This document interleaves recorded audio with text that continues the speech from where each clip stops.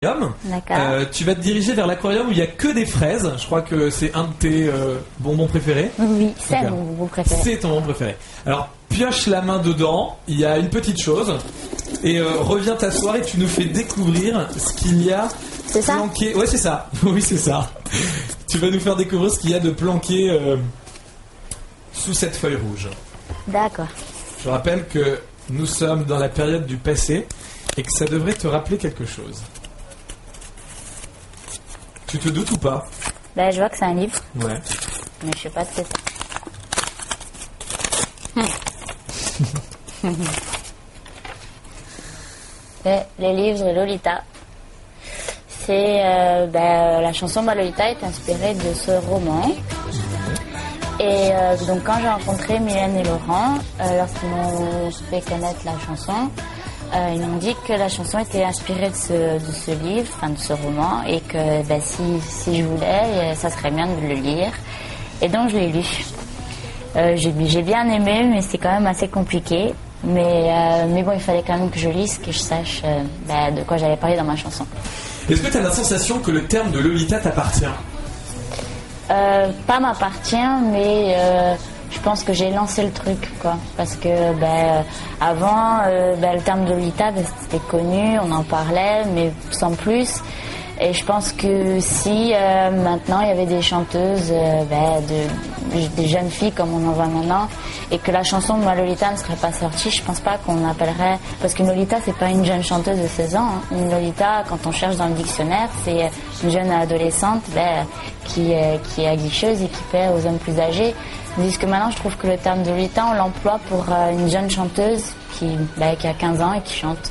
Donc je pense que les gens ne savent plus trop ce que c'est le terme de la Lolita.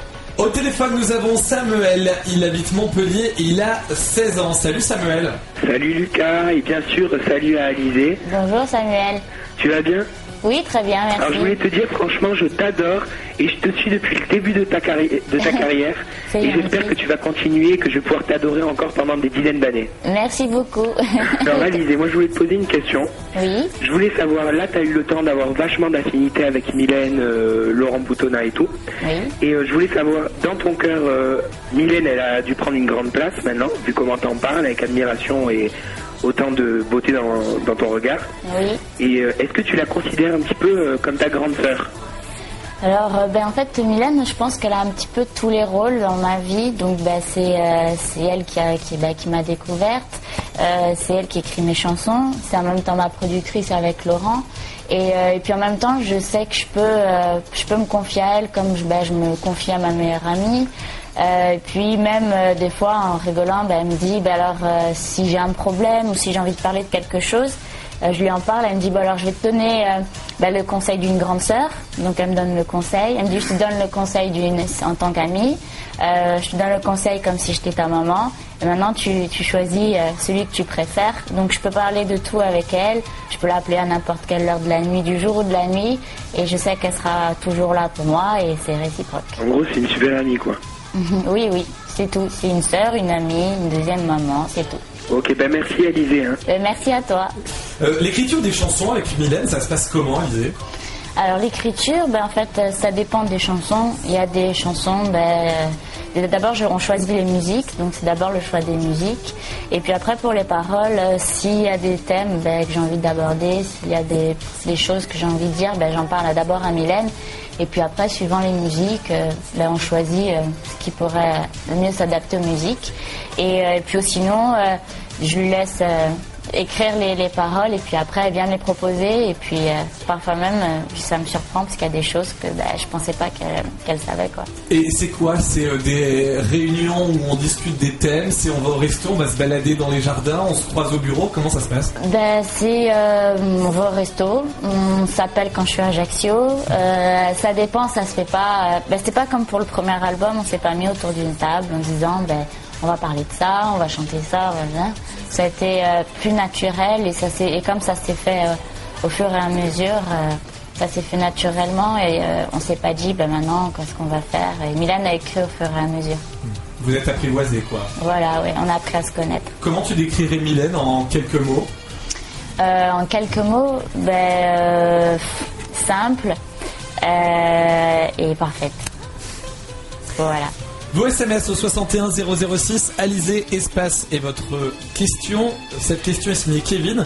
Qui est Laurent Boutonnat? Parce qu'on entend parler énormément de Mylène et de Laurent, mais qui est Laurent Boutonnat? Parce qu'on ne connaît pas bien son visage. C'est quoi son rôle? Alors Laurent, ça a été et c'est le producteur de Mylène. C'est lui qui a composé toutes ses musiques et c'est lui qui compose les miennes. Donc en fait, quand on travaille, que ce soit sur les musiques, sur les séances photos, les clips, on prend les décisions à 3, on forme un trio et puis voilà. Tu sais combien de temps durera l'aventure avec Laurent et Mylène ou pas? Je sais pas. C'est écrit quelque part, c'est dans vos têtes, c'est quoi? Je pense que nous, dans nos cœurs et dans notre tête, c'est pour la vie, quoi. Et puis le reste, c'est au public de décider. Je vais te faire écouter une chanson, Alizé. Ça devrait te faire penser à quelque chose. Écoute, ça fait partie de ton passé. C'est quelque chose que tu as fait, tu y as participé. Écoute cette musique.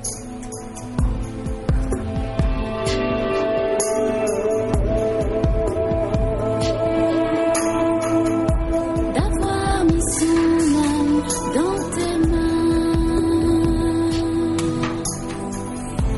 tu l'as froissé comme chacun.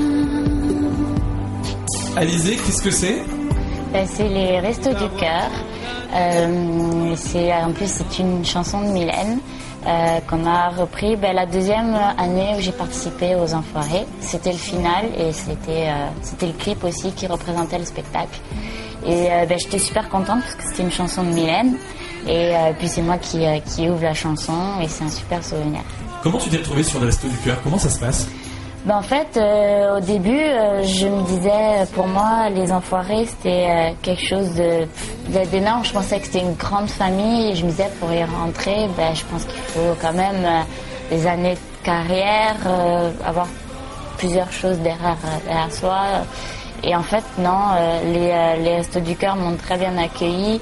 En fait, la première année que j'ai commencé à chanter, m'ont demandé de participer. Bien sûr, j'ai dit oui de suite parce que moi, j'adorais ça. J'ai toujours enregistré les émissions de télé, j'ai toujours acheté les CD.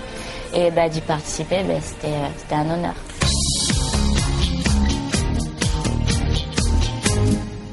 Alors Alizé, nous évoquons ensemble le passé, le présent et le futur. Je t'ai réservé, moi, des objets dans mes différents aquariums de couleurs et de matières.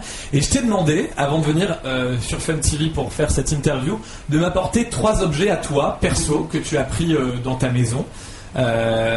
Ils sont dans des aquariums blancs. Je ne suis pas du tout au courant de ce que tu as amené. Je souhaite que tu fasses découvrir aux téléspectateurs les objets que tu as amenés. Alors Alizé, tu as amené passé, présent et futur? Oui. Un objet par période, c'est ça? Oui. Alors on commence avec le premier objet que tu as mis dans l'aquarium à ta droite. Vas-y, montre-moi. Alors là, c'est passé. C'est le passé? Oui. D'accord, vas-y, montre-moi. Alors je rappelle que c'est Alizé qui a amené... C'est Alizé qui a amené ces objets. Très bien. Le premier album, Gourmandise. Oui. Pourquoi tu me l'as amené? Parce que c'est mon premier album et c'est comme ça que tout a commencé. Je pense que c'est ce qui représente le mieux mon passé.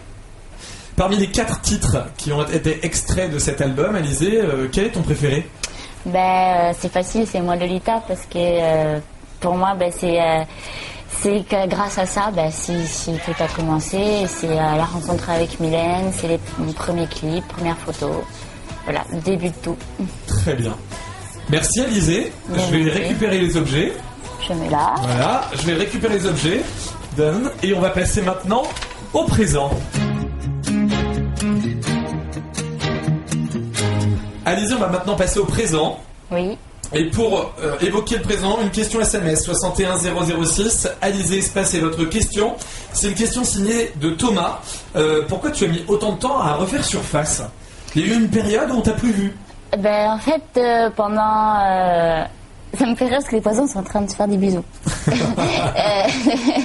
Donc je disais, pendant une période, j'ai été dans toute l'Europe. J'ai fait la promotion du premier album dans tous les pays. Donc ça m'a pris beaucoup de temps. Ça m'a pris à peu près 6 ou 8 mois.